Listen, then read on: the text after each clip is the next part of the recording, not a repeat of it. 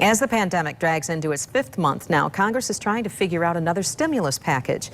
News 8 political reporter Rick Albin talked with your lawmakers today about what we can expect next. Rick?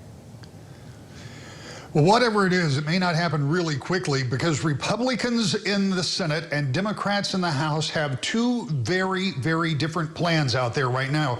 And they're different both in scope and the way that they would approach the size of the next stimulus. Democrats support continuing that $600 a week bonus for unemployment. Republicans would scale it back to $200. And state and city governments would get significantly less money under the Republicans' $1 trillion plan than under the Democrats' $3 trillion plan. I talked with Senator Gary Peters and Congressman Bill Huizenga about how they think this might play out. Senator Peters says that he thinks 2 months has been wasted since the Democratic plan came over from the House into the Senate.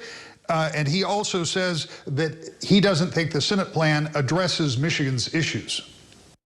We have to help our state and local governments as well. There's nothing in the Republican package to help our state and local governments. I'm hearing from mayors all across the state and from the west side of the state, as well as everywhere else, that this is putting a severe financial crunch that's going to make it difficult for them. And as we look at opening schools in a safe way, we've got to make sure schools have the resources they need as well.